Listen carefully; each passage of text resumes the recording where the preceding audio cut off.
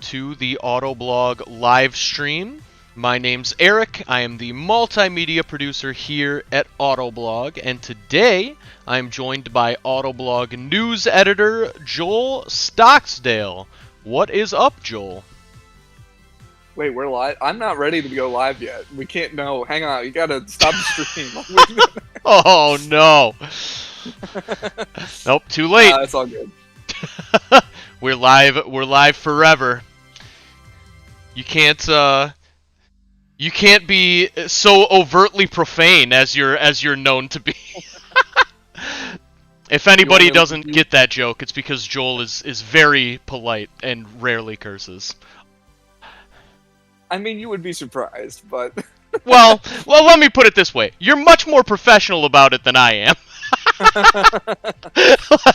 We'll be real about it there. But yeah, thank you.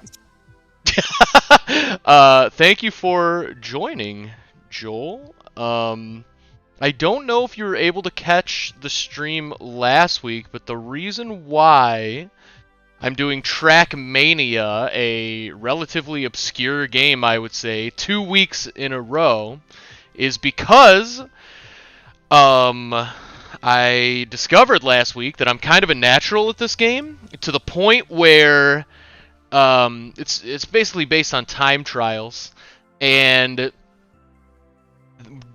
during one of basically the training tracks, I got this medal that was better than a gold medal, and I didn't know what that was. And someone in the chat said, "Holy crap, you just got the world record." And I was like, there's no way that's possible. Like, this is the first time I've ever even played this game. And I was technically right. It wasn't the world record, but I did look it up, and I currently hold the 8th fastest time in the world on that track. So I'm quite happy about that. So I'm going to see if we can set some more records today. I feel like this is a very simple... Have you ever played Trackmania, Joel? I have not. I know only a little bit about it. I know that, like, the people that are into it are, like, really into it. It's very fun. It's, like, way more fun than I expected, to be honest. But it is, it's very simple. I mean, there's pretty much just a stop and a go and turning. Not really any boost or anything. There's boost pads on the ground, but there's nothing that the player can do, really. Other than just stop and go. And it's kind of like... Good. Yeah, and get good. Exactly.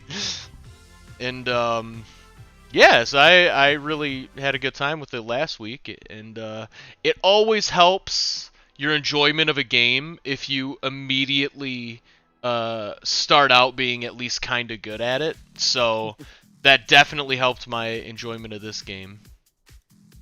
So yeah, gonna see if maybe I'll get lucky and set another top 10 this stream. We shall see. Well, so something that's interesting is that Trackmania has been kind of in gaming news lately. I don't know if you've seen this. Yeah, for the cheating scandal? Yeah. Yeah. Yeah, whoa. I mean, should be obvious, but I'm clearly not using any sketchy software or anything like that. But yeah, I'm getting frustrated just looking at this, at how the pavement is curved on this track. that just looked. I really wanted to get the jump. Oh, and I did get the jump, but I didn't realize there was more obstacles. There we go. Nah. So one interesting thing about this game, which it took me a second to get used to, but I now love, is there's a one-button instant reset. It's just B. If you hit the B button, you instantly reset. Nice. Which I like. I'm pretty mad I just hit the wall there because I was doing good in that run. But that's okay. Oh, engine off obstacle. Okay. Oh, engine. Yeah, I've realized that games that are hard or kind of like demand really like pinpoint precise actions are my frustration levels go down dramatically if I can quickly reset and try again. Yes, yes. And I mean, this is truly instant. Like, I've never played another racing game that has this instant of a reset. And I really appreciate it. I mean, you don't even have to go into a menu. You literally just hit B. That's pretty impressive.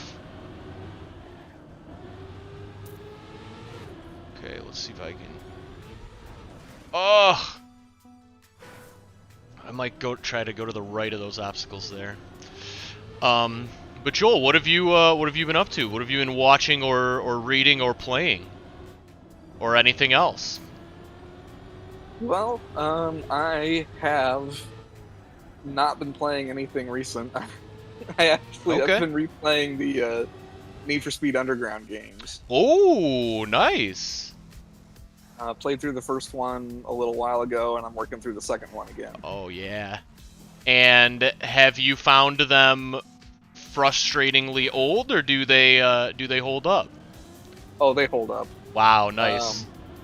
That's good to hear. The first one, I think the first one is the more fun game. Oh. As far as the driving mechanics, it's super arcadey and super fast. Ah, yeah. It's got an excellent sense of speed. The second one, they tried to kind of make a little bit more realistic. Yeah. Back in those days, realistic wasn't really. Yeah, and it's still really good, and it's still really tight. Oh, for sure. It just doesn't have kind of the same sense of speed. Yeah, man, that obstacle. I actually never played Underground 1. I was a huge fan of Underground 2, though, as seems like everybody who owned a PlayStation in that era. But that's great to hear that they still hold up. Mm-hmm. Yeah, and it's interesting. So the first Underground does not have an open world like the second one. Oh, I did not realize that either. Yeah, so you just you just pick an event from the menu and do that. But what's interesting is that most of the tracks all exist on like the same map. And it's one of those things that I've always wanted to like see how much of the city is like rendered. You're right. I wonder if there's a mod that could let you do that somehow. I bet somebody's done it. There's a YouTube channel that I like called She Says, and they've got a show called Boundary Break, which I think I can just about quote kind of the entry for it. It's like they say something. It's something about where we take the camera just about anywhere we can go to see what's hidden and whatnot on different maps, and finding like odd textures or models that weren't used and other interesting stuff. I was like, it'd be really cool if they could do Need for Speed Underground. What kind of games do they do normally? All kinds. Usually more kind of mainstream. They've done lots of Mario games and Zelda games. Oh, nice. I like that. Let's see. What other ones have they done? I think some of the Grand Theft Auto games. They've done a whole lot. And actually even a few 2D games. And some what's interesting is that some of like the modern day 2D games, I want to say that Shovel Knight was one of them, are actually like built and rendered in a 3D engine, and they're just, but it's just stacks of flat texture Yeah. all layered on top of each other. Whoa, that's a little bit mind-blowing. I wonder, I mean, I guess it must be more convenient that way, or else they wouldn't do it, but that's wild. Mm-hmm.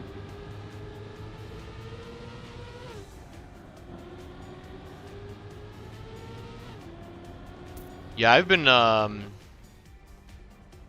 been playing the Mass Effect trilogy for the first time ever. I never played it. Oh, this turn is killing me. I never played it, and then they released the remastered trilogy. I went into it basically. I heard someone refer to it as basically a reskinned Knights of the Old Republic 3, and that is literally exactly what it is. And I absolutely love it so far. It definitely shows its age at points, but for the most part, I've been really loving it. Were you ever a Mass Effect person? I attempted to try the first game a while back.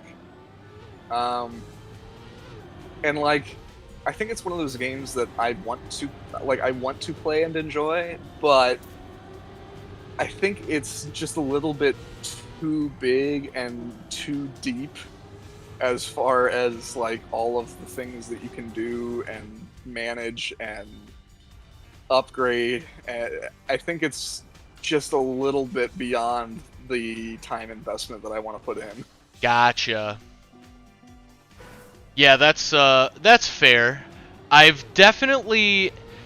I will say this, I think a lot of the stuff they present you with in terms of like upgrades or stuff, I have found to be, and also, I am playing, I mean, it might be different in the original game, but in the remaster, I basically I didn't even realize there was a weapons upgrade system until like 20 hours in. And then I was like, oh, are you kidding me? That's what all these things are for?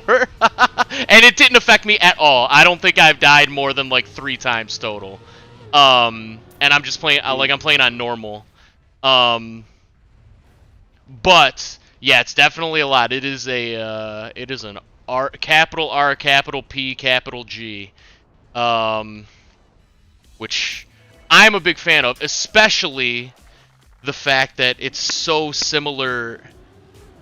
It's like, I have nostalgia for it, even though I've never played it, because of Knights of the Old Republic. Because I played Knights of the Old Republic a million times, and I love everything about that game. And it is the same exact game, just with a different story, and slightly different combat system, I will say. But, yeah, I've been really loving it. I love the world building. And I'm actually a little nervous because people, what I've seen online is Mass Effect 2 and 3 actually are not really as RPG-ish as the first one. They cut out some of the RPG elements and made it just more of like an action game, which that kind of bums me out a little bit because I'm a fan of the RPG stuff, but we'll see. Maybe it won't be. People also say Mass Effect 2 is way better than Mass Effect 1, so who knows? Yeah, because I think, is the big city location, is that called the Citadel? Yeah, the Citadel. Because I think when I started playing the game, I think I spent over an hour in the Citadel just the first time. Yeah. That it comes up in the game, and I was like, man, if this is how long I'm spending on the absolute first bare bones basic stuff in the game, it's just gonna take me forever to do anything in this game. That is a totally fair thought. However, and again, I'm only like probably 25-30 hours in. The Citadel is by far the largest and most time-sucky place in that game so far. Once you get into the what I would consider to be the actual game, it's actually like extremely small, like self-contained areas that you just kind of like fly to. It's almost like there's an overworld, and then you fly to these like very small planets. But the Citadel is definitely it gives a weird impression for sure. But that is not what the majority of the game. Like, I did everything you could do in the Citadel first, and then like I'm done with it. Like, there's no reason to. I haven't really been back, which is very weird for sure. But just FYI, if you ever get an inkling to give it a try again. Right. Might have to try it again sometime. I'm not entirely sure when, but yeah, maybe someday. Yeah, I mean the remaster looks amazing. Like, it feels great. I know apparently the vehicle in the original one is like unbearable to drive. The vehicle in the remaster is 100% fine. I've had no problems with it at all. In fact, I actually kind of like the controls. It's like interesting. As long as you have your cursor pointed in the right direction, it pretty much will always end up in that direction. It's hard to explain, but it's like it's kind of interesting. I wish like the Halo Warthog controls were a little more like that. Yeah. The Warthog does not drive well. Yeah. I imagine the original. It's called the Mako, and the Mass Effect vehicle. I imagine the original Mako probably handled similar to the original Warthog, just based on how people were talking about it. But yeah, it's fine in this one. Man, this track is really killing me here. I got a silver, but I didn't move on until I got gold on every one the last stream, and I want to do that still. This last turn is tough. Well, the shape of the road is not doing you Yeah. any favors. Yeah, it's tough. Here we go. Are you planning on watching Loki starting this Wednesday on Disney Plus? I don't know. Possibly. Okay. Gonna wait and see like what the consensus is. Yeah. Yeah. I feel like this one's gonna be a good one. I feel like this one's gonna be much closer to WandaVision than Falcon and Winter Soldier. But that is just a feeling I have. But the trailer looks really good to me. And I like the fact that it's almost like a total reset on the character, because the Loki that got all the character progression from the movies, I guess spoiler alert, but that Loki is dead, and this is basically a brand new Loki. Not a brand new Loki, but it's the Loki from like the first movie, just due to time shenanigans, who has not undergone any of those any of that character development. So I wonder if he's going to be a little more like evil, a little more mischievous, which I think would be interesting. Because Thor kind of turned him into almost a good guy, I would say. Yeah. In the movies, but I kind of like Loki when he's the god of mischief. He can't be that much of a good guy.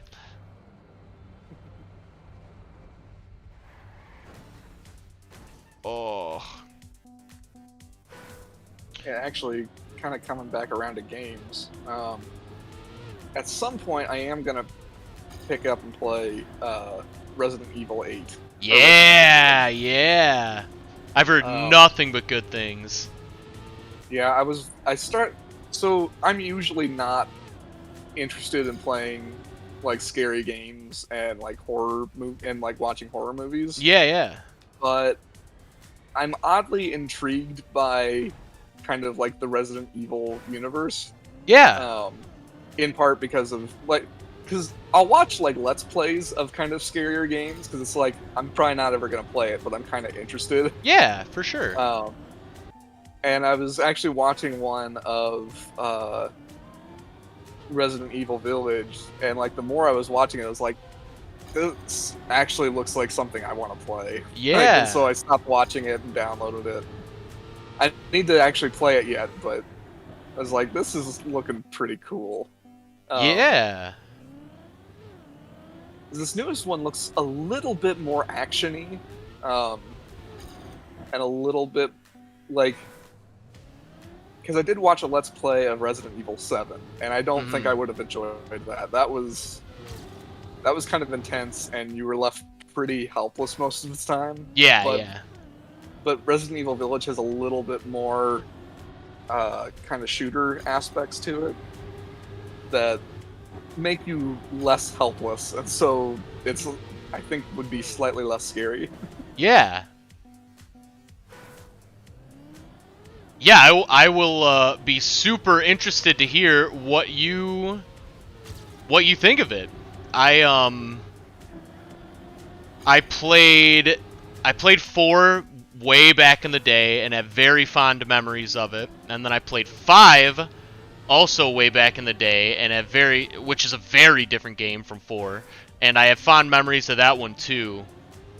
And similar to you, I've always, like, the Resident Evil world intrigues me, but I just don't know a lot about it. And, like, the story from 4 to 5 seemed absolutely nonsensical. So, like, but I don't think it matters. Like, it's not... I doubt anybody's playing Resident Evil 1 through 8 for the overarching story, but yeah, I've heard nothing but good things about 8, and that's funny you say that about 7, because I've actually heard that 7 is the most like 8 in the series, or I guess 8 is a lot like 7 is. Maybe. Yeah, in this, like, they're both played first person. Oh, yeah, I didn't even realize that. Very different. Yeah, wow. And actually, apparently you can play Resident Evil 7 in VR, but, like, I don't know who would put themselves through that. Oh, well, they are actually it's not a remake really, but they are releasing an official version exclusive to the Oculus Quest 2 of Resident Evil 4 VR. And my god, am I stoked for that. I will be buying that and playing it day one. I will probably poop my pants, but it'll be worth it. But that is going to be scary.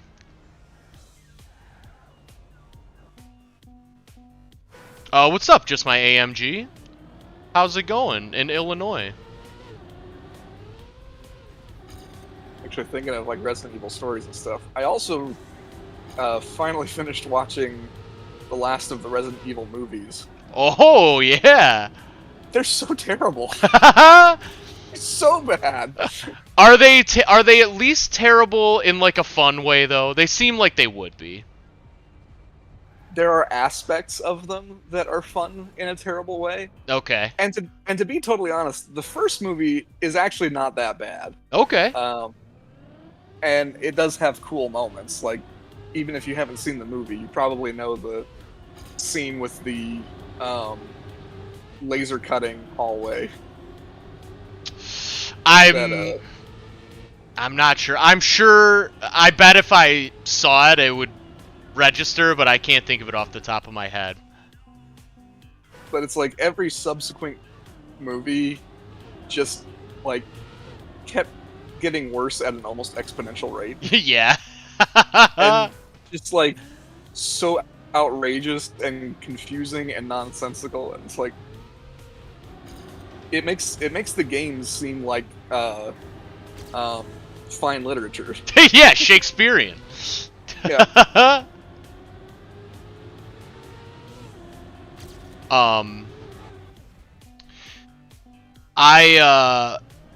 I've never. Those movies have always kind of been on my, like, I should watch these lists because they make me feel. Well, I feel like I would probably find them similar to, like, the Underworld movies, which are not good movies at all, but I enjoy them. If that makes sense, like, they're just kind of, like, so bad they're kind of fun. Yeah. I mean, the Fast and the Furious movies are kind of the same deal. Like, yeah, they're totally not good, but they're entertaining. Yeah, well, I would say the newer ones are the newer ones are at least good. They're not, like, trash, the Underworld movies might kind of be trash, like, truly trash. but I think I don't know if you can put as much money into a movie as they do with the Fast and Furious movies, and they're not at least okay. But also, I haven't seen them since the 7th one, so I'm not sure. But well, and in the Resident Evil movies, one of the things that's like almost kind of annoying is that they effectively throw out the entire video game storyline after the second movie. yeah.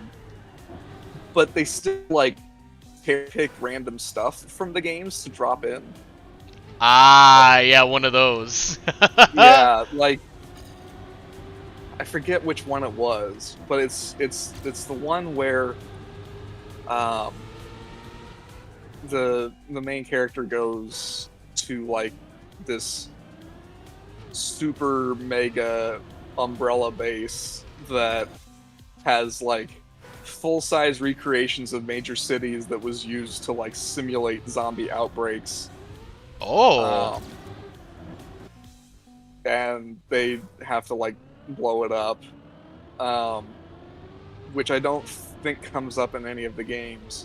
But they also happen to like drop in the Las Plagas parasite from Resident Evil 4, the game, and it just kind of shows up without any explanation, and then never appears again in any other of the movies. And it's just like, what? Why did you even bring this up? Like, this doesn't make any sense. You didn't explain it. You just were like, oh, well, we got to tie it into the game somehow, so just grab that random thing and we'll like shove it in somewhere.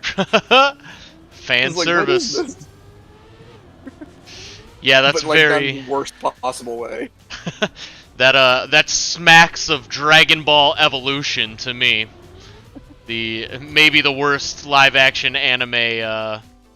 Actually, you know what? Actually, there's no way it's the worst. I'm sure there's been worse, because I'm sure it's been exactly that, but way lower budget. But Dragon Ball Evolution is a garbage movie that is not even a little bit connected to the overall story of Dragon Ball.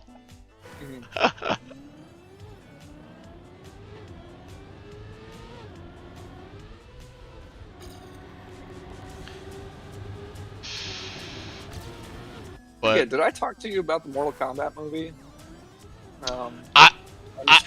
I don't know, but I'd love to talk about it because I watched it twice, actually.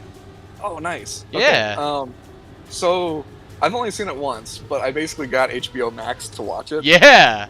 I really enjoyed it. Yeah, me too. It's not an amazing movie, but totally. But it's more than good enough for a Mortal Kombat movie. Yes. And I mean, at its core, like the fight scenes were awesome. Yeah, they were. Really good choreography.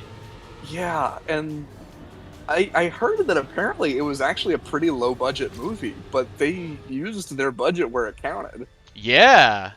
I mean, I know it was in the trailer, but still, like, one of my favorite parts is when Sub-Zero makes the the blood dagger. Like, that's so cool.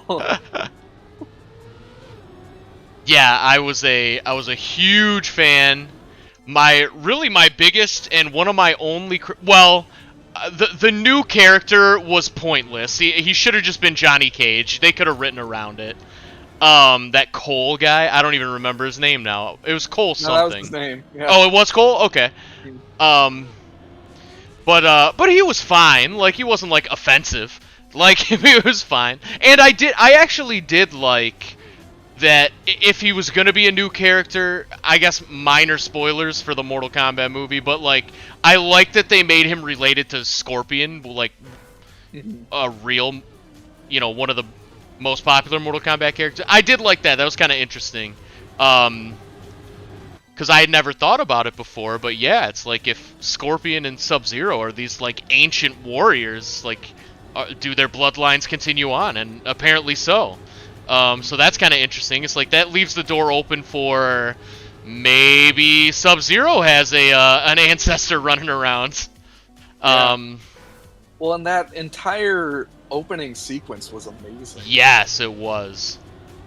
It just, the fight was so cool, and just the whole set was gorgeous. Yeah. Yeah, I love that it was basically just like Hanzo has like a it was like a compound, I guess. Is the best way. He just has his whole compound to himself, just living the life, and then yeah, old Sub-Zero just comes and ruins everything, which is interesting because usually in Mortal Kombat lore, Scorpion is the aggressor and Sub-Zero is the good guy. So I thought it was kind of interesting that they switched that around. Mm-hmm.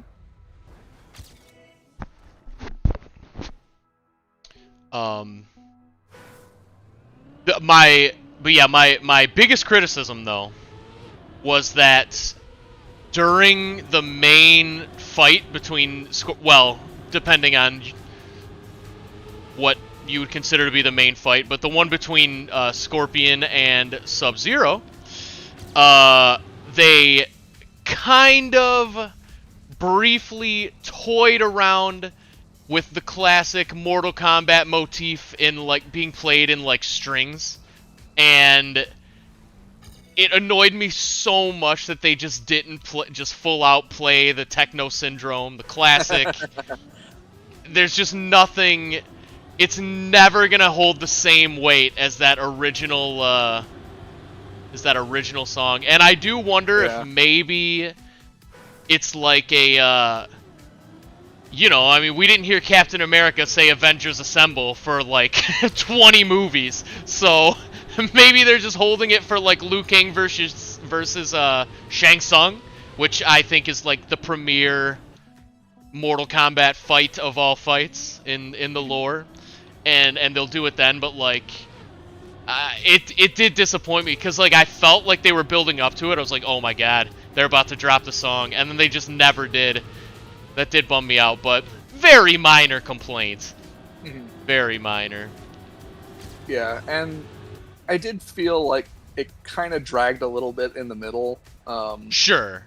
When they were just kind of training at Raiden's cave. Yeah. I did. Did you like the joke? Where I think it was Kano was training with Kung Lao or Liu Kang, one of the two, and they just did like 4 spin kicks in a row and just like dropped him over and over again, and he goes, "God, don't you know any other moves?" I feel like, I was such a big fan of that joke because I feel like that was very that's one of the most frustrating and common things in the Mortal Kombat games. It's just like once you find a move that works, it's spam time. You use that move to death. Yeah.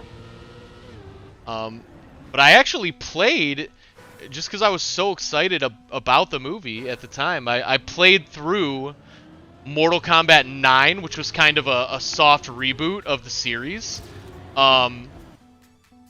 And it was super fun. Like, I had not played a Mortal Kombat game, or really any fighting game. It's just not really my genre. I got nothing against them, but I just don't normally go for those. Really fun. I would highly recommend. And then, unfortunately, because I got bit by the bug, so I tried Mortal Kombat 10, or Mortal Kombat X, or XL, and, it did not grab me nearly as much. I felt like the art style was, like, just way too drab. Like, in Mortal Kombat 9, it was, like, more colorful and just, like sillier, I guess. It was Mortal Kombat. It was, like, classic Mortal Kombat. And then in Mortal Kombat 10, it was, like, this is very real and very gritty. It's like, I don't know. I don't know if I need that in my Mortal Kombat game. Yeah, I think Mortal Kombat 11 fixed a lot of that. Yes, that's what I've heard. Like you, I'm not really a fighting game person, and actually I can't really play them to save my life, except for Smash Brothers. Oh, wow, okay.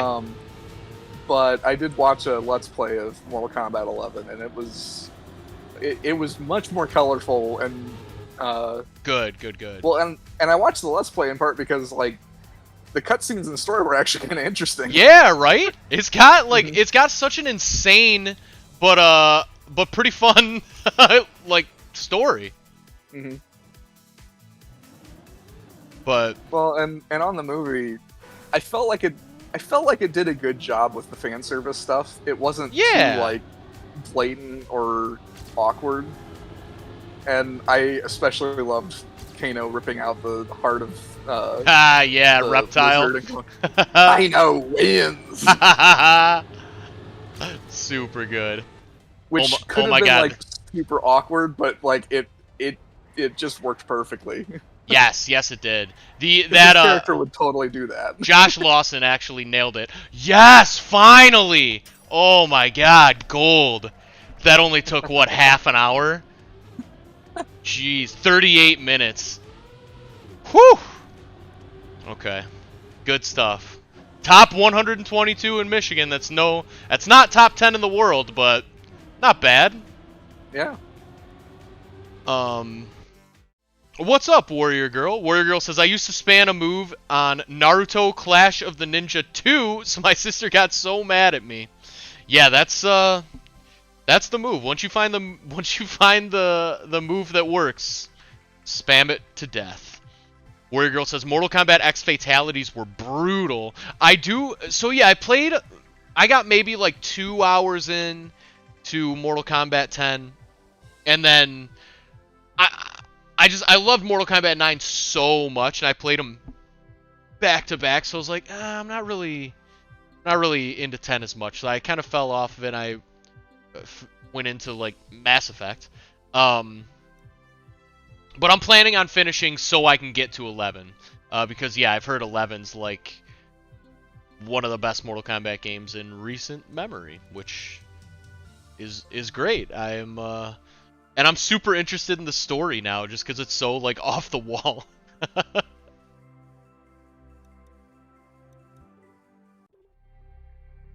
Okay, oh wow, this is like a real, like, creation. I thought I could just pick a cool livery here, but... You've got to work for your cool paint job. Yeah, I guess so. That's kind of surprising. You also have to do it with mouse and keyboard, I see. Oh, I owe this game an apology. Thank you for the follow. I'll catch it on my other screen. I can't see it on my one screen. Dev the Bomber. Dev the Bomber. Thank you for the follow, Dev the Bomber. That lag on the screen is paying off right now. Yes. No, I owe this game an apology because last week I was dumbfounded by the fact that there was seemingly no options page. There was no way to turn down the sound. I discovered there is an options page. However, it's still a little perplexing. You can only get to it with mouse and keyboard if you're playing on PC. Even though you can play the game, like I've been playing the game with a controller. But check this out. Here's the options up at the top here, which you cannot get this little mini menu up with a controller, or at least if you can, I could not. But it's a little weird. Yes, I agree. But I do want to be fair. There are volume controls. So that's good. Club items. Are these skin? These are skins. Okay. Vapor Blossom. This one looks like something I'd be into. Warrior Girl says, I'm starting to get more into the WNBA now. Seattle Storm and Los Angeles Sparks are my favorite teams. Nice. I came out of... So I think I've told this story on stream. I've never been a big gambler, but for the first time in my life, I decided to gamble on the March Madness tournament a couple months ago and made a truly absurd amount of money. You know, relative to the amount I put in. But and then I took profits. I like withdrew. All right, I don't know if this skin is working, but I took my profits. I withdrew. I kept you know, I kept giving it a try, and then I lost the rest. But I profited greatly off that. So I was like, I'm not, you know, maybe I'm just like a tournament gambler. Just wait. But then it's like, hockey playoffs are going on right now. Basketball playoffs are going on right now. So I was like, I'll put another $50 in the old gambling app. And my first bet was on a WNBA game. I'm not sure who was playing or who I bet on, but I won. So maybe I'm gonna be a WNBA gambler now. Is the point of that story. Yeah, I was half expecting when you're like, so I'm not really a gambler. But I'm in crippling debt. They're gonna break my legs. Please donate. Please donate to this GoFundMe. Oh, man. Or you may not see me streaming anymore. Oh, Dev to Bomber says do Alt Tab and wait about 10 seconds. Okay, Alt Tab. I mean, that just brings up like this little menu here. But I'll do that. Appreciate that tip, Dev to Bomber.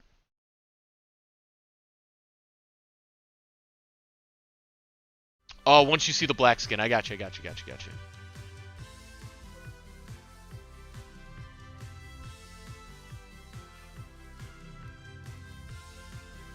Hey, here we go.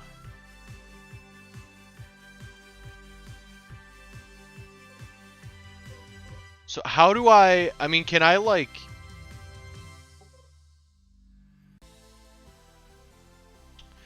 Oh, do you have to like join this? I'm unsure how any of this works. Yeah, I think you have to have like a gold membership. Yeah, you need club access to apply skins. Dang, bummer.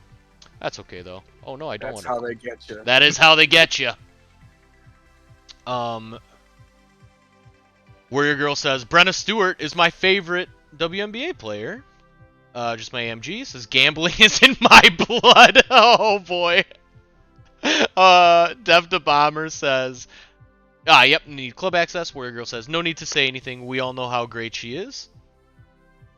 Just my AMG. And I mean, I'll Brianna Stewart. I'll be honest, I'm unfamiliar with Brianna Stewart. I'm super unfamiliar with the WNBA as a whole. I mean, I only started to get super into the NBA, and basketball in general just this past like year or so, really during the pandemic, just because one, it was like the only sport, and like the highlights were just so good in my opinion. I can't really help either. I'm kind of terrible when it comes to sports. Yeah, I'm not great, but I've been getting better. Mostly through Instagram, honestly. Just because there are so many like truly great like NBA highlight pages that I follow, and man, does the NBA have a ridiculous amount of amazing highlights. I still think probably hockey is my favorite overall sport, but NBA unquestionably has the best highlights. Oh, this is an icy track. Whoops. I guess that's why they think they can sell them as NFTs. Yeah, I mean, I don't know if they think they can. I think they just can. I think they just are doing it. NBA Top Shot. Yeah, they are doing it. Yeah, but yeah, there's I've been very... Wow. Gotta really take this slow. I've been very tempted to dabble in the old NBA Top Shot, I must say. Boy, it's too bad that we didn't find some way for Autoblog to cash in on NFTs before they kind of started sort of not being something that people cared about. Yeah, I do wonder I do think there is a real future for NFTs, but I don't think it's going to be in anything that is like currently popular, if that makes sense. Like I think there will be a use for them, but I think it's going to have to be more. I think it's going to be in more like if you buy this NFT and it comes with like a real thing, or like you buy this NFT and it gets you a dinner with a celebrity, or like something like that, or it's like this is proof that this autograph thing you have is genuine, like stuff like that. Like I think there are use cases for them, but I don't know if it's just going to be like digital art like it is currently. Yeah, but maybe it will be. I don't know. I think a while back we actually been on auction house selling a car with an NFT. Oh, nice. Interesting. Though to a certain extent, part of me is like, well, you could just buy the car. True. But I think especially if it's like the first car, I mean, you probably want the NFT because who's to say in like 30, 40 years, it's like, hey, do you want to buy the first ever NFT that was sold with a car ever? So I guess somebody will buy it. Maybe. Some eccentric millionaire. Man, this is quite the track here. Wait a minute. I don't even know where where even is the finish line? Yeah. Is it What are all those rings? I wonder if this is the finish line? We're about to find out. No, it is not.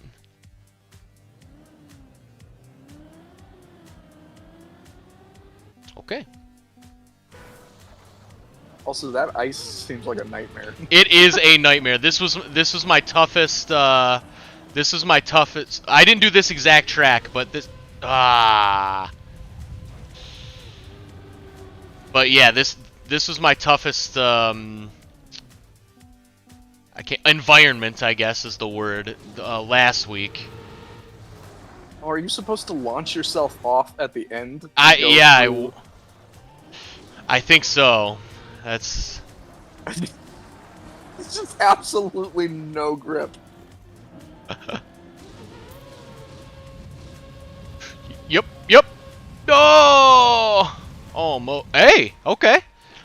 I'll take it. We got a medal. There we go. The secret to the turn there is enter the turn at the very top. Okay.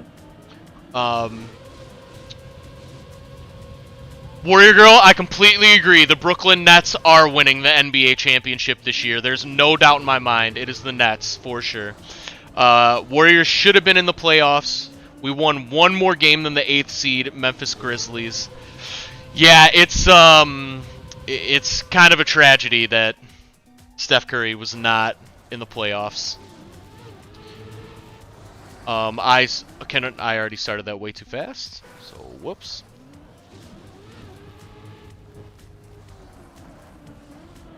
Oh boy.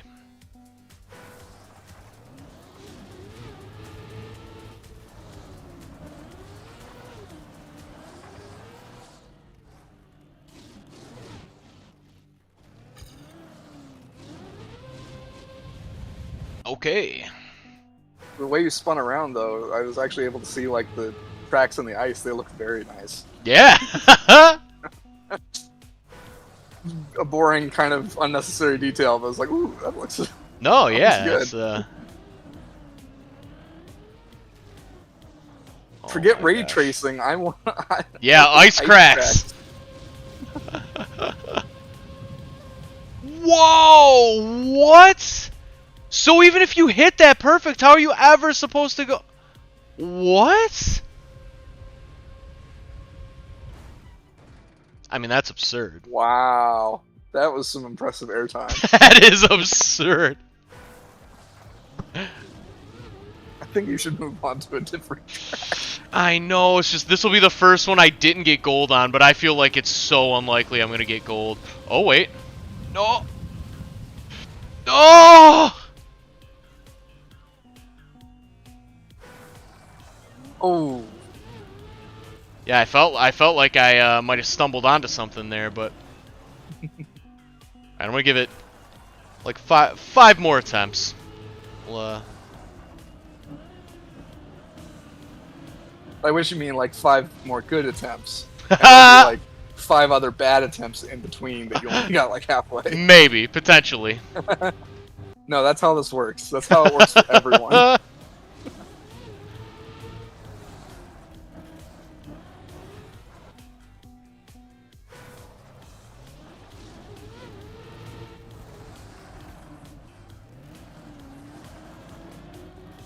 So I'm kind of having flashbacks to doing license tests in Gran Turismo. Yeah. Yeah, it's a similar kind of you get into a similar kind of zone, I feel like, for sure. It's like you just gotta get it. Okay, And good there's stuff. no more painful thing in the world What? than missing out on the level that you were trying to hit by like a tenth or less. Yes. Agreed. I don't know. I mean, I hit that dead on, so apparently you can't do that. You have to hit one of the little one of the things on Gotta the like side. skip over it. Yeah.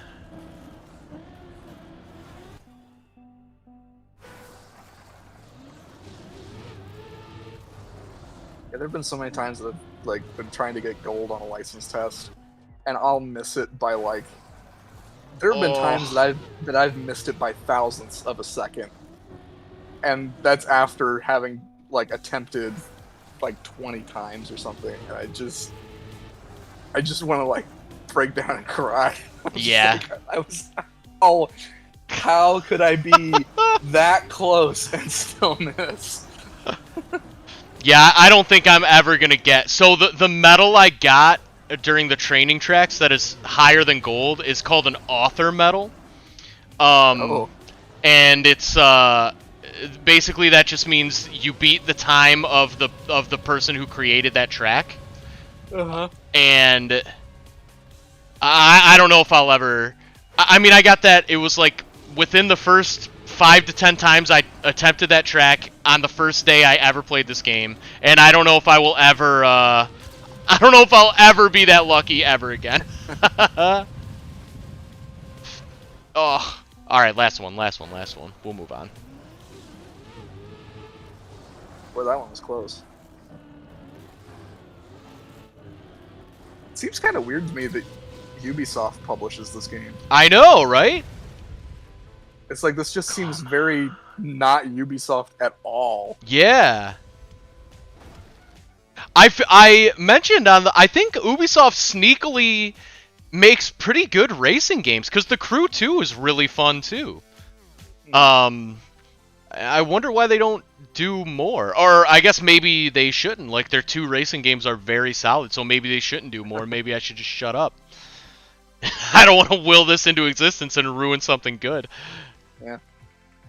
Here's a Mario Kart campaign. Yeah, I think it's just like they remade the track. I think I did one and it was not very fun. I'm sure. Yeah, let's see. We'll do the yeah, we'll do the the 3DS Mario circuit. Da, da, da, da, da, da, da, da. Haha.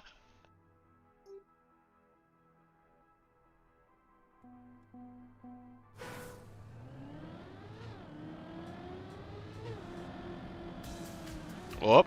Stay on the track.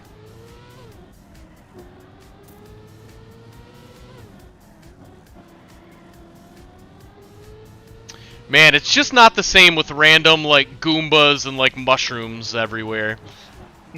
Like you I mean I Oh, for wow. sure. Princess Peach's castle.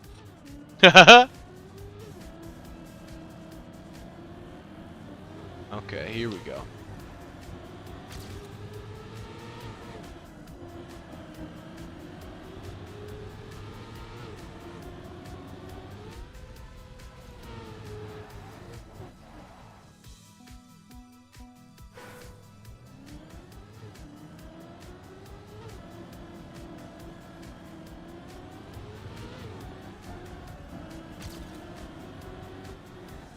So something I was surprised to hear was that Mario Party got online multiplayer this I year. know! So random. And, like, I genuinely didn't realize that was not a thing until this year. Yeah. And so I was like, wait, what do you mean it got it this year? Didn't it always have it? Yeah. Ugh, Nintendo and their hatred of online. So frustrating. I've heard that the multiplayer is still not all that great though either. Yeah, I've heard that game is not. I mean, it's been a long time since they've made a truly great Mario Party. I haven't played them, but according to the internet at least, it's been a long time since they made a truly great Mario Party. From what I've seen, this current Mario Party is actually pretty good. It's just disappointing that I think there's only like 3 or 4 boards. That rings a bell. But from what I've seen, the gameplay itself is actually like kind of back to the way it was supposed to be. Good.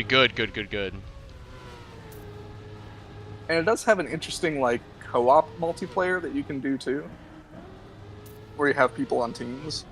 Oh, like how so? So like each turn, well, so the board is changed up differently. It's more kind of gridded out instead of special paths. Okay. And you can move around it in different ways, and like your team like collectively gets a number of spaces to move, and you can like move in different directions too. It's a little bit hard to describe, but it's interesting. Sounds almost like a real-time strategy kind of setup. I mean, maybe at like its absolute most basic possible form. Okay.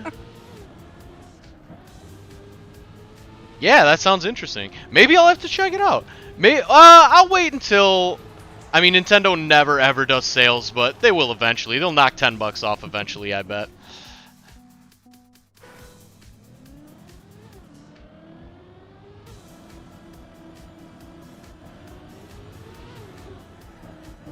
I mean, the internet is absolutely abuzz with rumors of this Nintendo Switch Pro, and I mean, very legitimate news sources seemed to state as fact that we were going to get information about this before E3. And it's like E3 might as well be tomorrow at this point. It's like I don't understand how. I hope it's true so much because I love my Switch so much, but it is kind of crap because because Joy-Cons don't work at all. And if I could get a Nintendo Switch Pro that like Joy-Cons and like Mario Kart Live would actually work with, I would be so happy. Well, isn't there like a big Nintendo Direct coming up?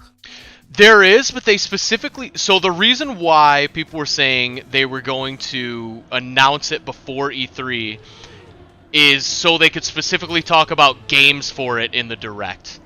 Because the assumption is Breath of the Wild 2, or whatever the sequel is going to be to Breath of the Wild, whether or not it's called that, is going to be a launch title for this new console.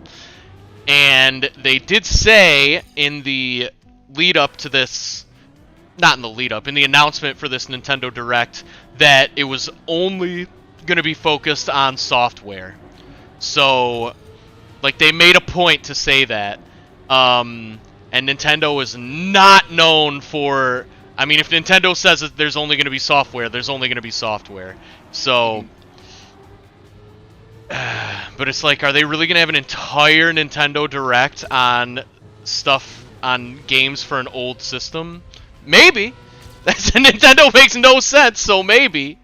But yeah, I was going to say, like, that doesn't sound that far. Yeah, yeah. It's like, you really never know. It's like, I know I've said this on stream, and I say it all the time, but just my favorite phrase to describe Nintendo and my thoughts about Nintendo is like, imagine if Nintendo were still Nintendo, but also actually a competent business, and like imagine how much they would take over the world.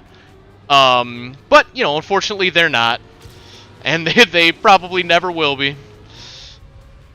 I feel like I think that they feel like they need to hold back some of their guaranteed wins in case of, like, you know, break glass in case of emergency. It's like, here's like a Zelda collection with all Zelda games. It's like everybody in the entire world would buy something like that. Like, I don't get why they don't do it, but they refuse.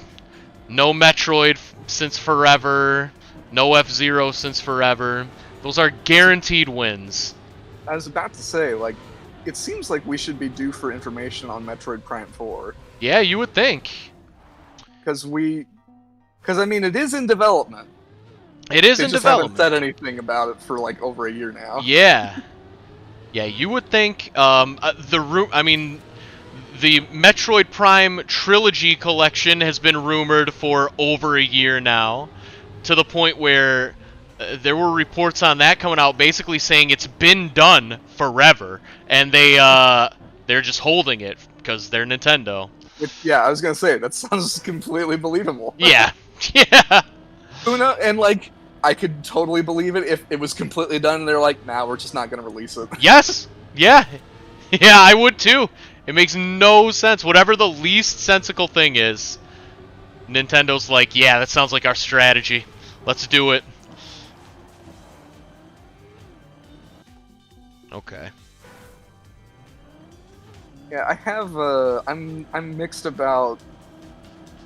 I'm usually, like, really pumped up about, kind of the E3 time of year. Yeah, yeah. But I'm kind of ambivalent this year, mainly because it's like, I still can't get a PS5. Right. So it's like, who cares? Exactly.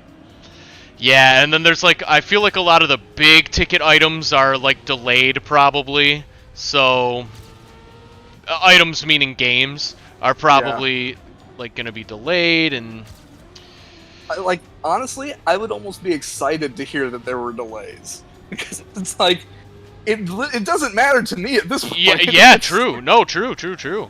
Very true. If I sound slightly bitter, it's because I kind of am. Partly because one of the games that I have been waiting for years for, the new Ratchet and Clank game, is coming out this week. Yup. And I was so excited to play it, and yeah, can't play it without a console. Yeah. Yeah, it's that whole situation is super ridiculous, and I think every business that has been affected by the because it's all based on the microchip shortages for the most part, right? Like everything frustrating in technology is based on that, and it's like I have not heard any company really acknowledge it in a way where I feel like they understand how frustrating they are being. I feel like most of them are just... Did I just beat that guy? Yes! No way! Top 100! I'll take it. Wow! I will take it. Oh, man. Nice. Huge. That was an amazing finish. Yeah, I can't believe that. But yeah, like, I'd like to hear a company at least really acknowledge, like, look, we understand, or like, come up with... We know this sucks, we're trying as hard as we can. Yeah, like, explain how you're trying. Like, you know? I don't even necessarily want to hear, like, excuses. I just, like... Because, I mean... I feel like a lot of times when companies try to make an excuse, they end up making things worse because that's true. Because they come up with some like BS excuse. Yeah. I know that actually finally bringing this around to like real cars. Yeah. I know a number of people that put in deposits and orders for the new Bronco. Ford put out a thing talking about unprecedented demand Dude. as being part of like the delays and stuff. They were mad. Yeah. Yeah, unprecedented. What do you mean unprecedented demand? Uh-huh. Yeah, Yeah. they were upset. They were like, huh, no. Yeah, rightfully so. You knew this was going to be a hit. Like, Yeah. the reason this is being delayed is because of COVID-related stuff. Don't come at us with some, like, oh, well, it's just so popular. Yeah, that's my least favorite excuse from any business. I believe either Xbox or Sony or both, or Microsoft or Sony or both, used a similar excuse like, oh, we just didn't know. Or I know Apple's used it in the past too, like, wow, we just had no idea that we were going to sell this many. It's like, then fire your entire marketing team, because they are terrible at their jobs, if that is true. But it's not true, it's a lie. But like, oh, it's so frustrating. Yeah. Yeah, and honestly, I am like this close to buying a PS5 off of a scalper on eBay or something. Oh man, I get it, but don't do it. But I do get it. But don't do it. But I do get it. But don't do it. Like, I know, I don't want to encourage them, but it's like, I'm getting a little desperate. Yeah. And I'm so sick of having to, like, restocking Twitter feeds and, like, refreshing the GameStop page a billion times in an hour, just hoping that I can get one into the cart. Yeah. So ridiculous. I remember... I will say, in Sony's defense, when they do have a direct offering of PlayStations, they actually have a pretty good system in place. You have to have a PlayStation Network. I don't think you actually have to have the whole like subscription, but you just have to have like your PlayStation account. Yeah. Basically, you log in, and like depending on when you logged in, you're put into a line, and it tells you like when you will be able to access the store to order one, and it's like very clear about it. You don't have to be constantly refreshing. It will just tell you when you have the opportunity to get it, and if they sell out before then, they tell you right away, and you don't have to. Wow, nice. That is nice. Yeah, you're not wasting your time like just hoping that on the 50th time that you've refreshed the page that you'll finally get it. Right. Yeah, that is super nice. Also, I don't remember if I said hello to the Bjorkley, but what's up, the Bjorkley? Mario Mania indeed.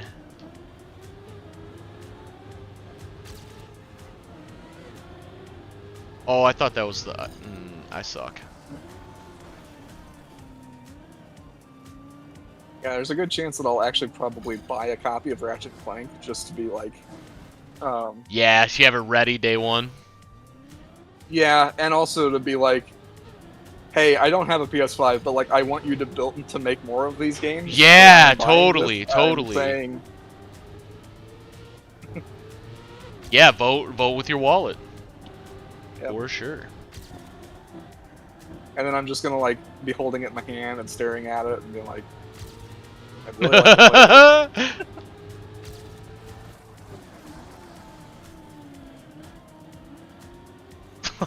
Have you seen the meme of it's Wolverine from the X-Men cartoon? Like, yes, I know exactly what you're talking about. Stroking a photo of like. Yes. I imagine that's gonna be you in that game. 100%. Gosh, that's such a... I love that meme. I know, me too. So goofy. I'm sure that it made like perfect sense in the show, but like, just completely out of context, it's just such a strange image. I know. Seeing like Wolverine in full costume, reclined on his bed, looking at a photo. Oh man. Dreaming of, did I say Mary Jane? I meant Jean Grey. If I didn't say Mary Jane, I was thinking Mary Jane, but Jean Grey, different redheaded character in Marvel Comics. I think it's the fact that he's like in full costume is what gets me, because it's like, why didn't he change into something more comfortable? Right. Like, ooh, top 37 in Michigan on this track. Nice. I will take it. So I guess there's just not many people playing in Michigan. Oh! I mean, that might be true. That might be true. But that's okay. I'll still take it. Warrior Girl says, also in college, Brianna Stewart had 151 wins and only 5 losses? Oh my god. Along with 4 straight national championships. That should sum up her greatness for you. Yeah, that's outrageous.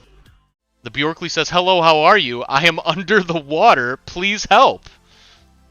Have you considered, the Bjorkley, moving your head above the water? I think that might help. I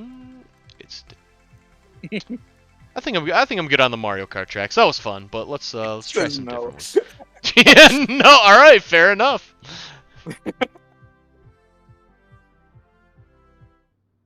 All right, spring 2021 tracks. Oh, it's a meme. Oh no, big boomer moment. I'd never seen that meme before. I was unaware.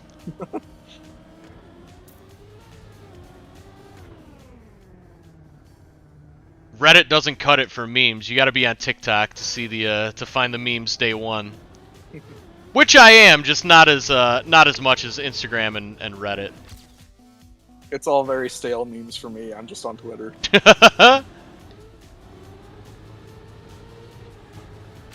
Yeah, I hit Twitter very hard for a while, and then I realized I hate Twitter and everything about it and everything that's discussed on there. So I really had to try hard to not use it anymore. So I haven't used it for this is a very recent, maybe a week and a half or 2. And I will be back, no doubt. But I'll be back. Yeah, I just need to not follow. The problem is, it's I need to follow nothing remotely political on Twitter. But the problem is, it doesn't matter if you follow nothing remotely political on Twitter, because everything is at least a little bit political on Twitter. And it's insane, and it reminds me of what a terrible planet we live on. And I don't like that, so I gotta give Twitter a little break sometimes. Go full Professor Farnsworth. I don't want to live on this planet anymore. Yeah. Yeah, see if I can bribe old Jeffrey Bezos to take me out to space with him. TikTok is not a good platform, Warrior Girl. TikTok is a great platform. And yeah, I agree. It gets too much hate. It's just social media designed to as good as it can be, in my opinion. And people don't like that, which is fair. I mean, that is absolutely fair if you don't like that. But I think the people who are on Instagram all day every day and on other social media all day every day, those kind of people who hate on TikTok, it's I don't think you really understand TikTok then. I'm pretty ambivalent about TikTok. I don't have an account. It's Yeah. fine if other people have an account. I think that's perhaps the most fair take. For it's sure. A thing. It exists. Yeah, totally. Totally. Oh, whoops. I accidentally hit B thinking it was a handbrake. There is no handbrake in this game. It's a weird reflex. I think really kind of about the only social media platforms that I really have strong opinions on is probably mainly Facebook and Instagram. Both of which pretty negative opinions. Yeah, I think it's so tough. I mean, it's the debate that will rage on until the end of the technological age of it's like, are the platforms the problem or are people the problem? And it's like, I think the answer is obviously both. But but it's like, for me, I just happen to follow the absolute perfect, could not possibly be better combination of accounts on Instagram. So it's like, I love Instagram. Instagram's by far my favorite. I don't see anything distasteful, really, like, hardly ever on Instagram. It's only memes and like music producers and good times. So Instagram is my baby for sure. So here's the thing. I actually don't really have an issue with the content on Instagram. I despise the interface. I hate everything about it. Oh, interesting. I feel like it's just a complete pain in the butt to use. Interesting. You know, I think I definitely have memories of feeling that exact same way, and I guess I must have just gotten used to it, because I don't feel that way anymore, but I definitely, since you said that, I definitely remember feeling that way about Instagram in the past. But yeah, I must have just gotten used to it. Oh yeah, thanks for hanging out, Bjorkley. Have a good rest of your night. Yeah, I just feel like Instagram is annoying to try and share stuff and, like, to zoom in on photos and yes, that's true. I just feel like really basic stuff that I feel like I could do anywhere else I can't do on Instagram, and it's really annoying. Yeah. Yeah, fair.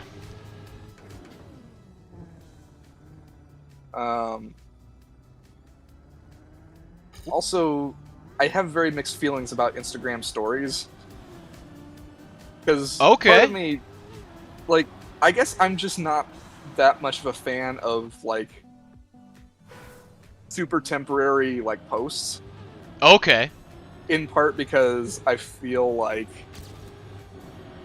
I don't know, I feel like suddenly it's an obligation for me to, like, check in all the time to make sure that I didn't miss something. I have as opposed to, like, I could take a break for a while and come back and catch up on stuff. Totally. Well, I have the perfect solution for you. Just follow so many people where there are too many stories to keep up with anyways, and don't look at any of them. Because that is my solution. It's working out great.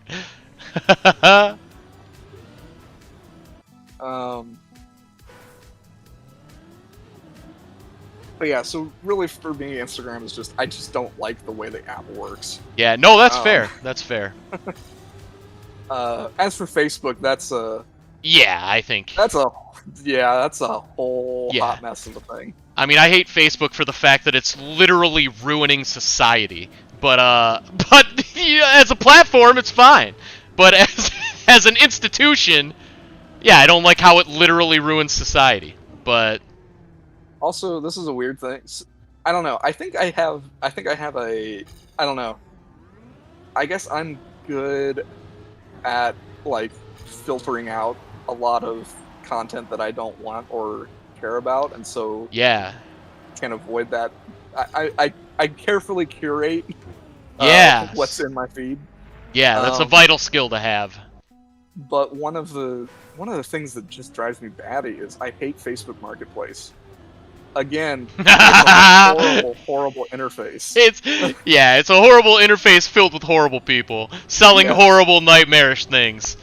And the problem that I have is, because I like browsing car listings, and it used to be that Craigslist was kind of the hot place for that, and it worked well. I mean, like, Craigslist looks a little clunky and dated, but it works well for what it is.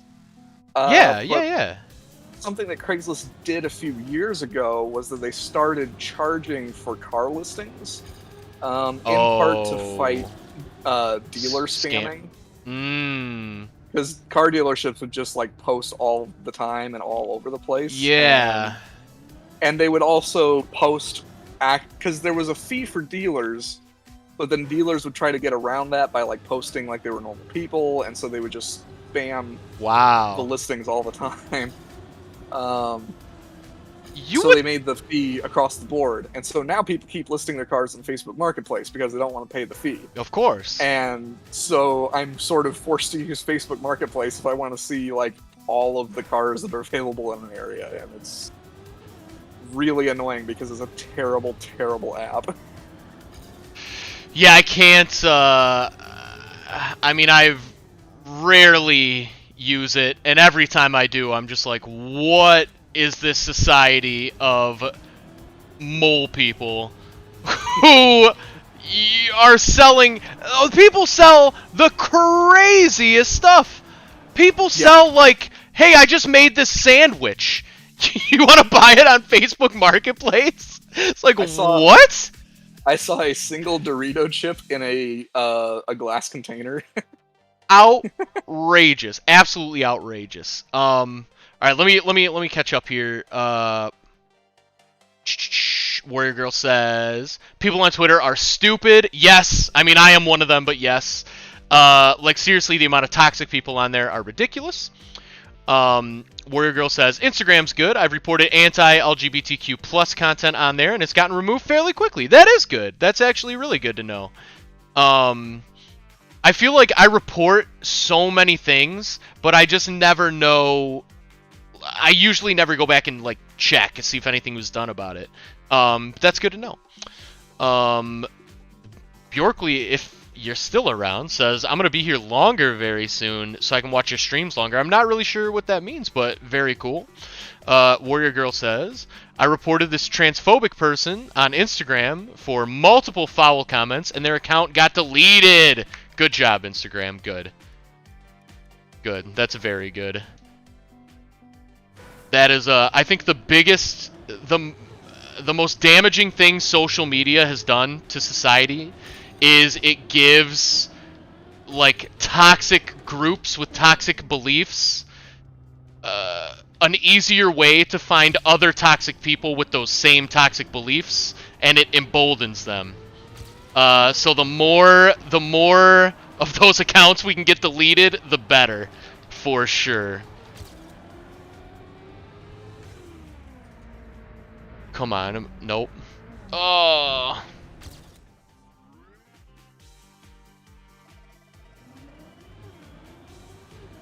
Yep, exactly. Get wrecked. Be a decent human being. Seems very simple. Oh.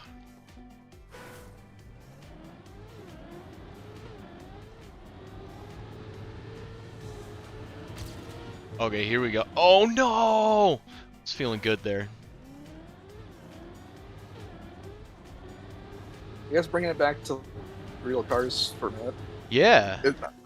It's kind of amazing that we've gotten this far and we haven't talked about the big news of the day. Which is? I'm glad you asked, Eric. The new Ford Maverick has been revealed. Yeah, at Did they reveal the price point? I don't want to talk out of school here. They did. Okay, okay. I just want to make sure. Yeah, and it starts at about $21,000. Yeah, absurdly low. And I mean, to me, it seems like to me it's absurdly low, which is amazing. Mm-hmm. Yeah, like that price gets you a hybrid that gets 37 miles per gallon combined and 40 in the highway. Not on the highway, 40 in town. It's a 4-door, 5-passenger vehicle. It's a pickup truck, and it comes with all the basics: cruise control, air conditioning, touchscreen infotainment that you can connect your phone to. It's like, it blows me away. It's like, this car makes so much sense in so many ways. How are they getting away with that price point? I don't know. Because that is really don't know. Astounding to me. It's like, in what way? I mean, my first thought is like, it's got to be a loss leader in some way. But then my second thought is, but how? Right. Like, it's not like they're selling like, super high profit accessories. Yeah. But I just don't get how they can get away with that price. I mean, it's so good. Has any were you at that event, Joel, or was that Byron? I think that was Byron. Did he get to drive it or no? Did he do a ride along maybe? Or no? I don't think so. Okay.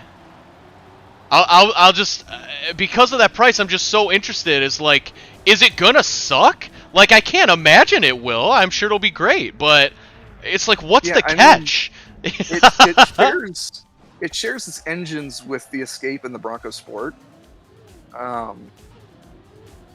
Yeah, I don't know. I was truly astonished that they're gonna sell it for that cheap. Yeah. And genuinely, like, at that price, I'm like, boy, did I get a Maverick? Right. Because it's just like, it's because, like, even if, like, normal truck buyers are like, I don't want the little car-based truck, it's a little weenie truck, I feel like there's going to be a lot of people that were, like, thinking of buying a crossover or a hatchback, like a Civic hatchback or a RAV4 or something like that, and they'll be thinking about that, but then like, oh, I could spend, like, as much or maybe even less money and have a little pickup truck that carries even more and is possibly even more fuel efficient. Right. Right. Yeah, it seems... Oh, wow. That's the first time I ever hit RB in this game. That's interesting. A little leaderboard. Yeah, it's like, it seems too good to be true, almost. Mm-hmm. And if you don't want the hybrid, you can get it with a turbocharged 4-cylinder non-hybrid that makes 250 horsepower. And that can be optioned with all-wheel drive, too. And it would actually probably be kind of a fun little thing. Yeah. And you can get all that on the base trim level.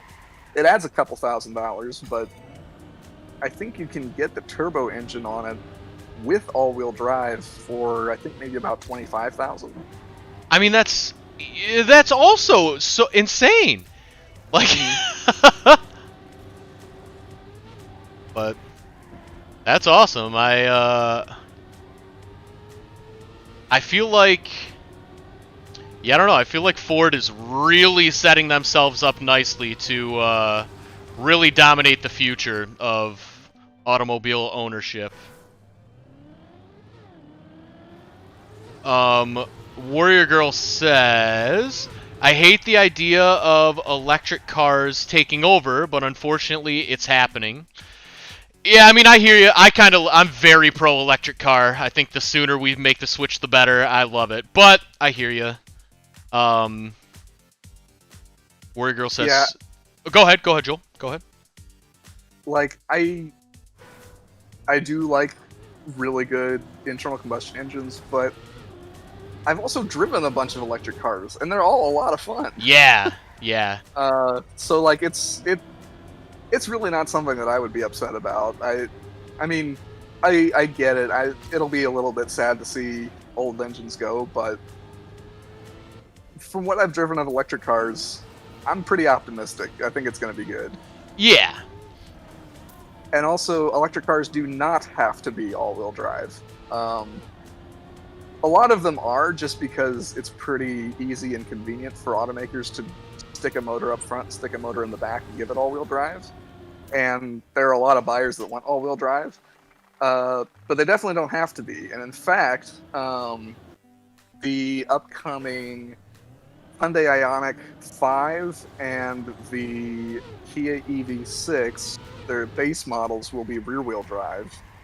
And actually, I believe, and the base model Volkswagen ID4 is rear-wheel drive. And let's see, I think the entry-level Mustang Mach-E is also rear-wheel drive. So really, there are a lot of them that are rear-wheel drive, and also a lot that are front-wheel drive, like the Chevy Bolt EV, the Hyundai Kona Electric. They're both front-wheel drive. So it all depends on kind of trim level and body style and stuff like that. So they're not all going to be all-wheel drive.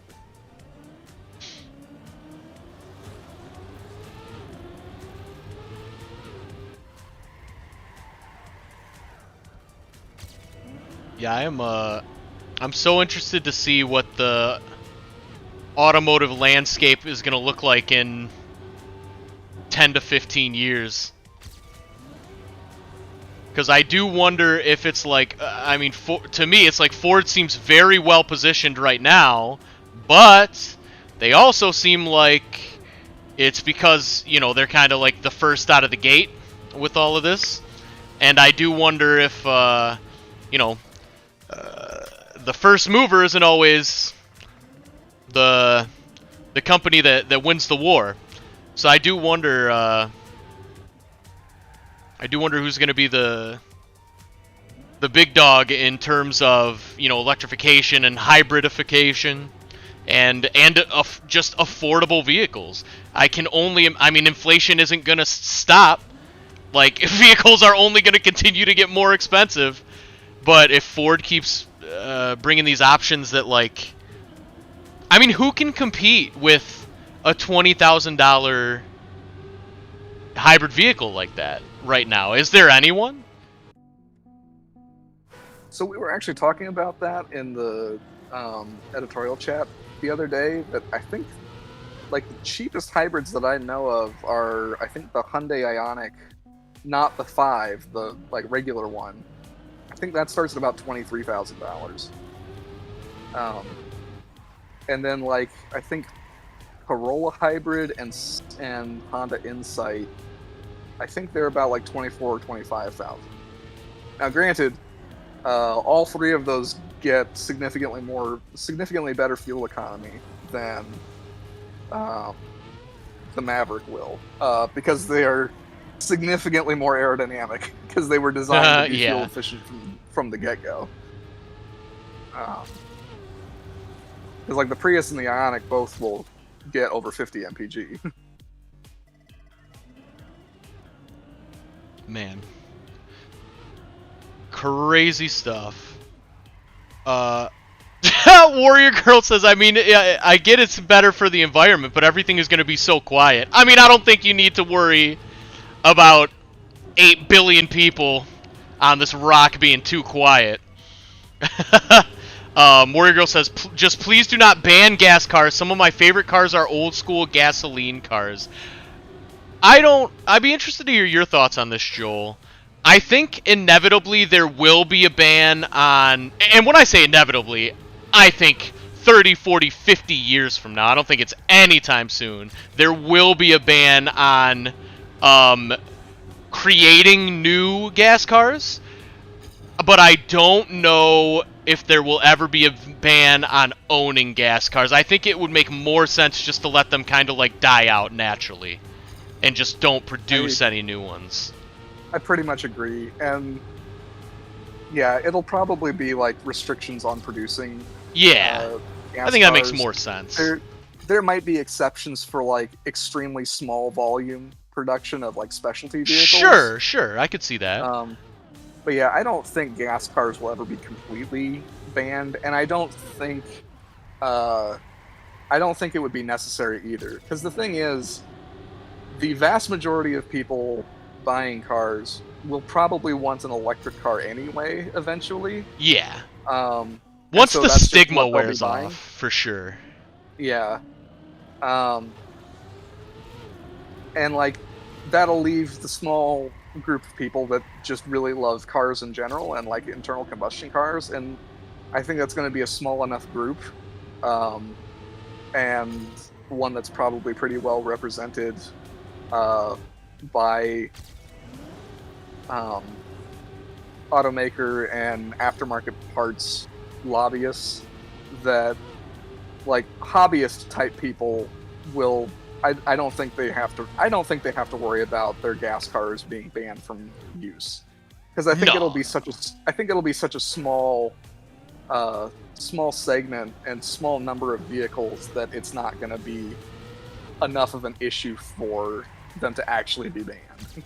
Yeah. or if that day ever comes, I would guess it will be like we'll all be like old, like it'll be so far in the future, like it's not gonna be anytime soon. I would guess. Yeah. But yeah, I agree. I think it probably. I don't think that'll happen. I think production restrictions is much more likely.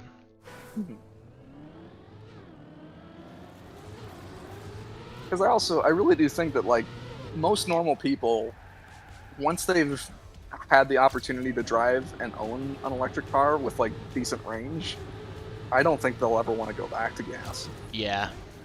Because the times that I have driven electric cars, it's like, they're really quiet and refined, and, like, the idea of not having to go to gas stations and do oil changes and transmission flushes and coolant flushes and changing spark plugs and timing belts, I think a lot of people are going to be like, boy, it's really nice not having to worry about this kind of thing. And Yep.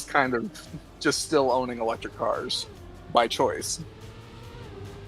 And don't get me wrong, I totally get people that want to wrench on cars and work on them and Totally enjoy internal combustion cars. But I think for the most part, people are going to move toward electric. Partly due to regulatory stuff, but also partly just because I think a lot of people are going to find that they really, really like electric cars. Yeah, people. Well, I'll speak for myself only. I won't project my own thoughts onto humanity. But for myself, I did not understand, and I'm sure many other people don't understand, how truly insane acceleration can be in an electric vehicle.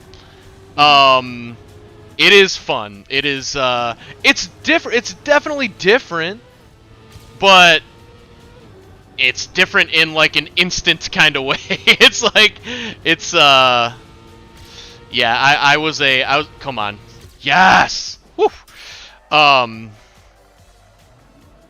Yeah, I think people just have to experience it. And yeah, so my mom is in the chat. She just chatted in and said, and not having to clean up oil leaks and coolant leaks in my garage, that would be nice. So my mom she has driven an F-150, I think. What year's your F-150, Mom? Like 85? Maybe 95? It's either in 80s or 90s F-150. She's driven that pretty much my whole life. 1995. And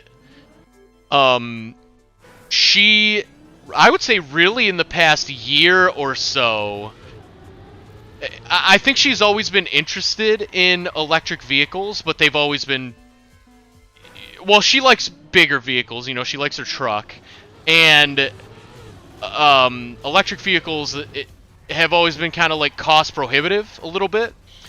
But so during the release of the Lightning, obviously we talked about that, and she was super excited for that, to the point where she was like, should I like pre-order one? And so it's like very interested in that. And I'm using this to say, it's like my mom I would consider to be like an average, just like normal, you know, car buyer. So like super interested in the Lightning. And then earlier today, yeah, she texted me about the Maverick, that same thing. So I'm almost sure, I mean, I wouldn't be shocked at all, as long as the F-150, her current F-150 lasts the next like year or two, I'm sure my mom will end up with an electric or hybrid vehicle in the next couple of years. And that's a very recent interest, I would say. I don't remember her ever talking about electric vehicles to this extent 2 or 3 years ago. So yeah, I do think the tide is shifting. Why am I doing this track again? I just got gold. Done with this track. But yeah, the tide is certainly shifting. Yeah, like, honestly, so, okay, I've got complicated car interests and goals. So Yeah. I am looking to get like a winter beater replacement for my Civic Si. It just doesn't really serve me all that well. I'd like a pickup truck.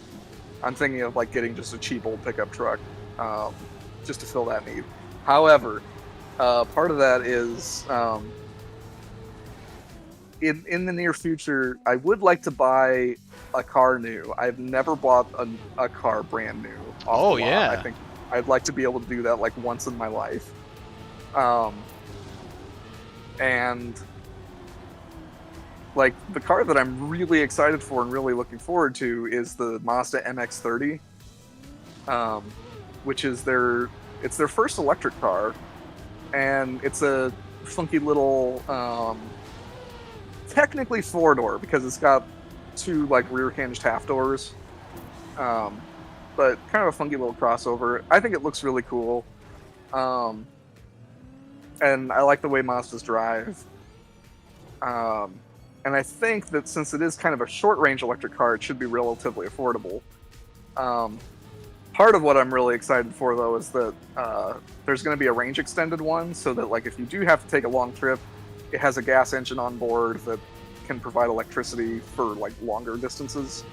And it's supposed to be a rotary engine that will be the range extender. So because I also have kind of a personal like I like Mazdas in general, and have for a long time.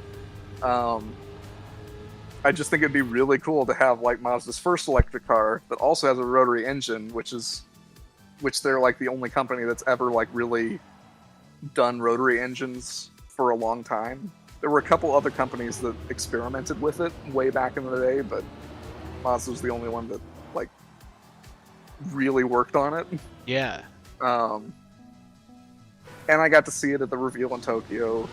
And like as one additional like kind of cool tidbit, it's got a cork bark trim on the inside because before they made cars, they made cork products. Oh. So it's just like there's just a lot of really cool stuff about it. Yeah. And also like I want to get like an electric car because I'd like to have something that's nicer for the environment. Totally, yeah.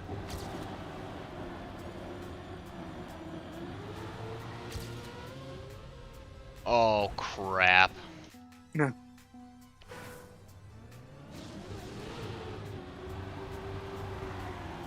Yeah, I mean I have no plan. So I have a Saturn View that is absolutely serviceable in every way. Like I have no plans to get a new vehicle anytime soon, but when I do, I'm definitely I would love to make it electric, just because. I'm not gonna lie. One of the nicest parts about the lockdown times is I have gone to a gas station probably 90% less than I ever have in my entire life, and God, it's so nice. Yeah, the times that I've had EVs, I'm like, yeah, it's nice not having to worry about, like, oh, I gotta go fill up before I do something. Yeah, right, yeah. I'll just have it plugged in, and it's like, oh, well, it's already charged up.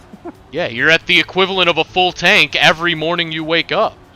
Like, that's awesome. Oh, I thought I could... Warrior Girl said, I wonder if we're slowly changing Warrior Girl's mind here. Says, I guess electric cars aren't that bad. I just like my engine noises, because some cars just sound so amazing.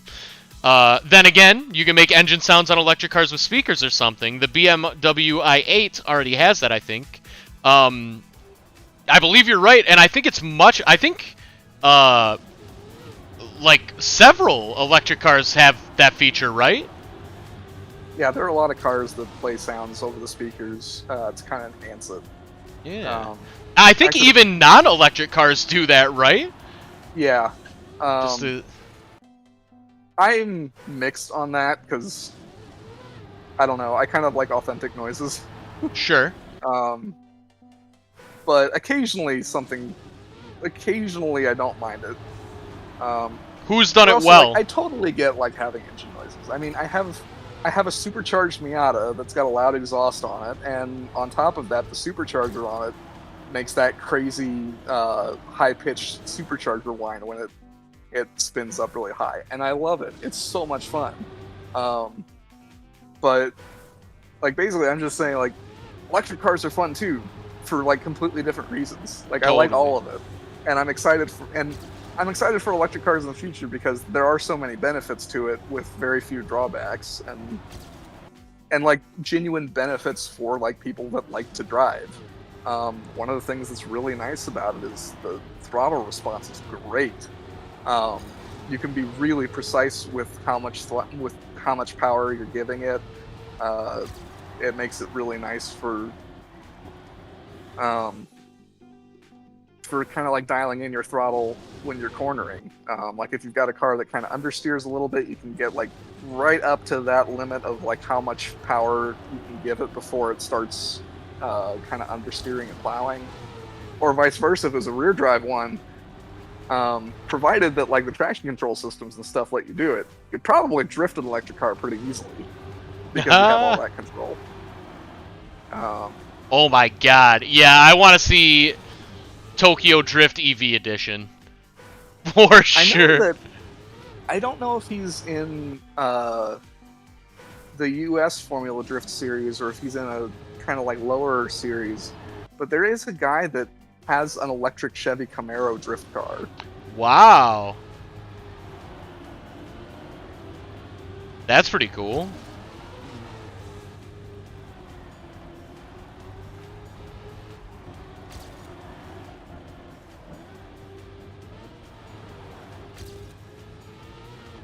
Dynasty the Warrior Girl also mentioned that you could have electric outlets in the car, and yeah, that's absolutely a thing.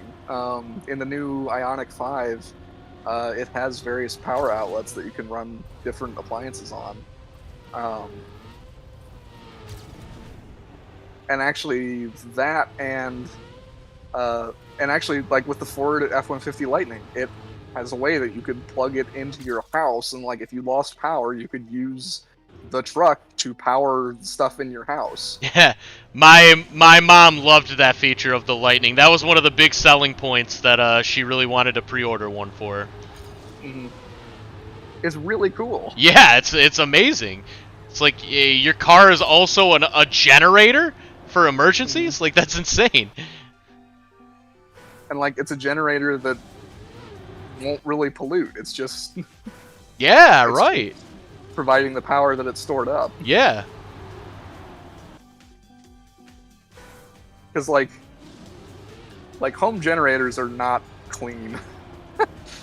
Yeah, oh, totally. I mean, when you like, I feel like every neighborhood has at least one or two people that like when the power goes out and they start up that generator, it's the loudest thing in the tri-state area for like for the amount of time you don't have power.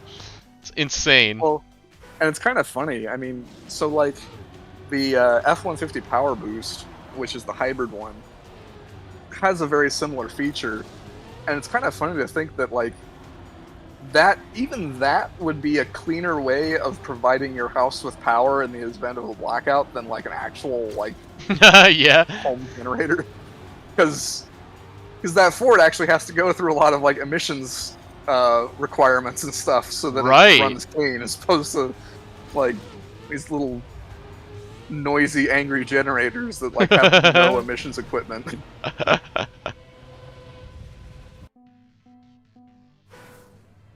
Okay, I got 10 minutes left in this stream. Definitely gonna get gold on this track. I've been on this one for a little while. It's a tough one, but I got it down.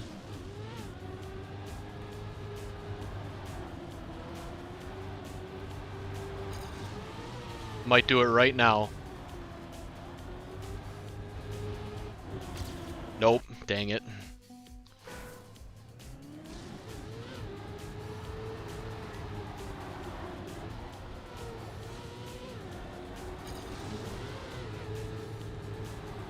And yes, Warrior Girl, you can convert existing cars to electric.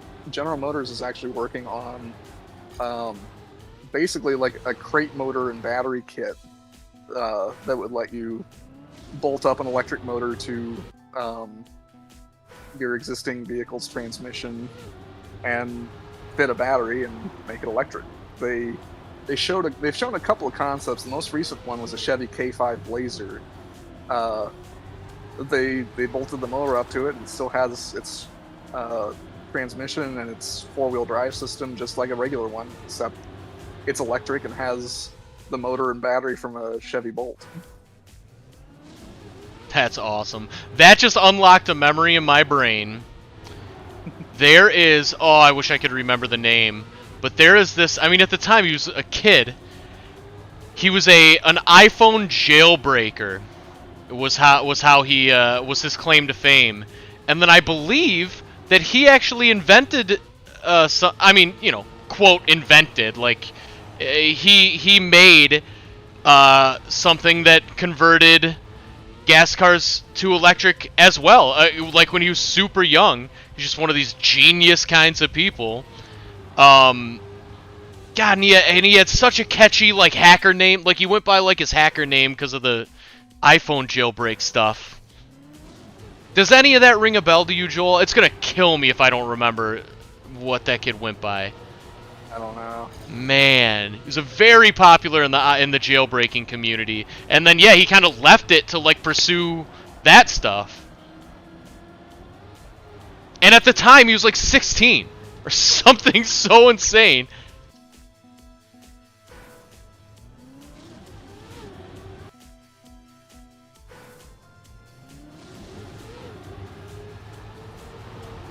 Yeah, and honestly, like if you can convert gas cars to electric already. There are companies that make electric motors and things. Now you have to have a little bit of knowledge about how to put together batteries and getting your motor controllers and things like that. So it takes a bit of research and some time to kind of figure out how to put it all together, but you can totally convert a gas car to electric today. It's just not the easiest thing in the world. It's not the hardest either. It's not like you can just order kind of a turnkey kit from someplace to bolt in. One day, maybe. Mm-hmm. Well, and that's close to what that GM kit is going to be. Like it, and I believe it'll even come with like a 4-speed automatic or something that you can use with it. That'll be cool. Yeah. Now, obviously, you'll still have to like adapt your motor mounts and things, and it still won't be trivial, but it'll be a lot easier because it'll be like, here are all the components to make it run. You just have to figure out how to bolt it into your car.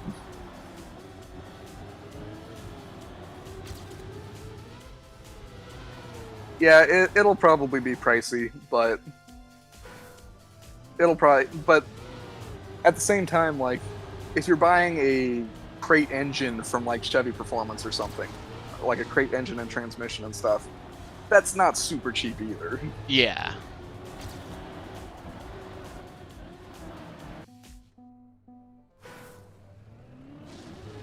And a lot of this electric stuff will probably get cheaper over time. Oh yeah, for sure.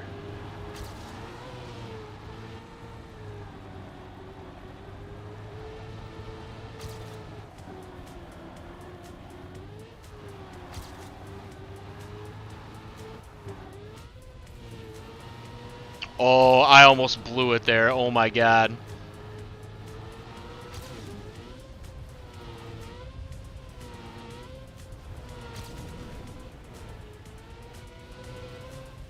Almost blew it there too.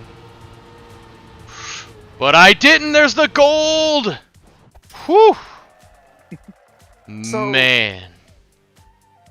Watching this game a little bit, something that I've always kind of had this theory about is that for a 3D Sonic game, I kind of think it should be designed kind of like this Trackmania yes! game, kind of racing game. Because it's like, because these racing games are designed around going fast. Yeah, totally. And And like I kind of feel like that's sort of the mindset that like Sonic game developers should be in when developing like 3D Sonic games. Yeah, the golden rule of Sonic has got to go fast. I go fast. Panic. I completely agree, man. So what you're saying is Ubisoft needs to make a Sonic game. That would be the wildest team up. Oh man, well I don't want to start. I guess we should wrap the. Yeah, we got 3 minutes left, so we'll wrap the stream up now. So I'm not gonna start a new one and get stomped for the next 25 minutes. But thank you for watching, everyone, and thank you for joining Joel. This was a very solid, multifaceted conversation we had today. Yeah. Why? Why indeed? Yeah, why? For sure. No, my stream software says we've been live for an hour 23 minutes, but that's obviously not true, but whatever. Yeah, so thanks for watching, everybody. This has been the Autoblog live stream. If you're unaware, we stream racing and driving games every Tuesday from 2 o'clock to 4 o'clock Eastern Time, right here on Twitch and YouTube. If you haven't done it yet, please check out the Autoblog.com homepage. It's where you can find really all kinds of automotive news and reviews, all the stuff Joel and I were talking about today. You can learn more about all of that at Autoblog.com. Just My AMG said enjoyed the game. Thank you, Just My AMG. I'm glad you enjoyed the stream. And Warrior Girl, I'm glad we could kind of change your mind a little bit on electric cars. Maybe not totally, but you know they're not so bad. Yeah, check us out on Autoblog.com. Check us out on social media: Facebook, Instagram, TikTok. We're on all of them, so check us out wherever you are. We have a podcast. It's called the Autoblog Podcast. You can listen to that anywhere where you listen to podcasts. We also have something called, it's also kind of a podcast. It's called the Autoblog Daily Digest. That's something that releases every day. It's just like 2 or 3 minutes. It's like the car news of the day in 2 or 3 minutes. So you can listen to that every day if you just don't have a lot of time, but you want to stay up to date with what's going on in the car world. That's the Autoblog Daily Digest. You can even ask your smart speaker to just play the Autoblog Daily Digest. And hopefully, if all goes to plan, it will do that. So check that out if you're interested. We have a merch store as well. It is at redbubble.com/people/autoblog, or you can just search for Autoblog on redbubble.com, or you can go to the link in our Twitch bio. I should have said this sooner, but if you enjoyed the stream, please either follow us on Twitch or subscribe on YouTube. That is obviously super, super helpful. And tell your friends about it every Tuesday too. It's generally a good time. It's usually pretty chilled out, as long as I'm not raging at being absolutely terrible at a game, which I've tried to be better at.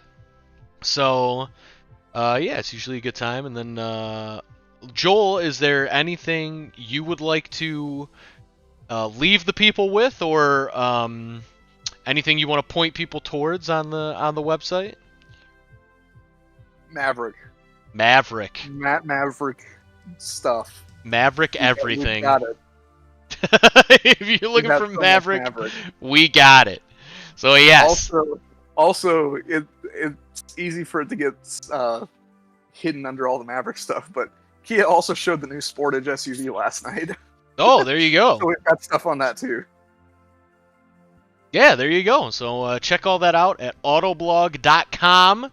And then last but not least, I always like to end these by saying, if you have a charitable organization or nonprofit organization or volunteer organization that you like, that you think does good things for the world, consider either donating or volunteering to that organization this month, and every month.